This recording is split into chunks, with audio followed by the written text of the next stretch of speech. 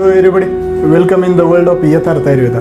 आता याच्यामध्ये घटकद्रव्य बघू मित्रांनो. तर याच्यामध्ये घटकद्रव्य आहे शुद्ध गंधक 1 भाग घ्यायचं आणि त्रिकटू 1 अरत्नी म्हणजे 16 भाग, 16 भाग म्हणजे 1/16 भाग घ्यायचं. त्याच्यानंतर तीळ तेल हे आवश्यकतानुसार घ्यायचं. अशा पद्धतीने हे घटकद्रव्य लक्षात राहू द्या मित्रांनो. शुद्ध गंधक 1 भाग घ्यायचं, त्रिकटू 1/16 भाग घ्यायचं आणि तीळ तेल हे आवश्यकतानुसार घ्यायचं. आता याच्यामध्ये केमिकल कंपोजिशन जर बघितलं मित्रांनो तर शुद्ध गंधक सल्फर आणि त्रिकटूमधले मरीच पिंपळी याच्यामधले पिप्रिन पिप्रिडिन अशा विविध त्यांचे केमिकल कंपोजिशन येईल. आता याच्यानंतर नेक्स्ट ते म्हणजे निर्माणविधी. आता निर्माणविधीमध्ये काय करायचं मित्रांनो, शुद्ध गंधक घ्यायचं आणि त्रिकटू यांचं खलवयंत्रामध्ये चूर्ण करायचं. आता हे चूर्ण केल्याच्यानंतर यांचं छान प्रकारे कापड घ्यायचा, कापडावर ही चूर्ण टाकायची आणि नंतर त्यांची गुंडाळी करायची.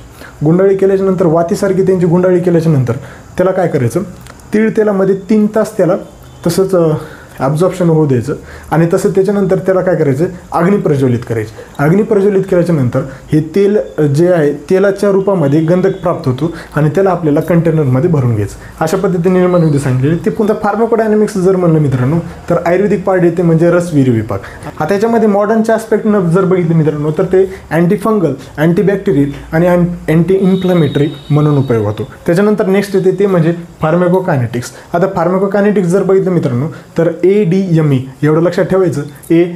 त्याच्यानंतर नेक्स्ट येते ते म्हणजे आमयिक प्रयोग म्हणजे चिकित्सीय गुण, त्यालाच आपण थेरपॅटिक यूजेस असं म्हणतो. तर याच्यामध्ये दीपन, पांडुग्न, अग्निमांद्य, अतिसार, कासग्न, श्वासग्न अशा विविध व्याधीमध्ये हा खास करून उपयोग होतो. याच्यानंतर याची मात्रा जर बघितली मित्रांनो तर याची मात्रा आपल्याला बिंदूमध्ये लक्षात ठेवायची. बिंदू किती बिंदू सर, तर याच्यामध्ये 3 बिंदू लक्षात ठेवायचे, 3 बिंदू तथा सूत अशा पद्धतीने त्याची मात्रा सांगितली.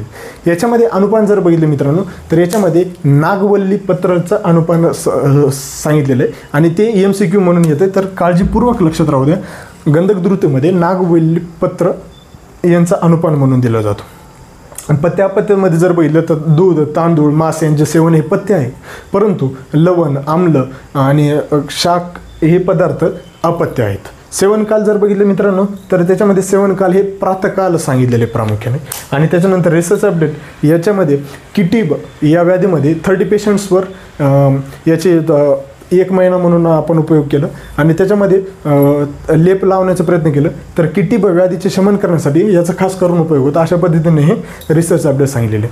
हे शेअर करा, सबस्क्राईब करा. Thank you very much.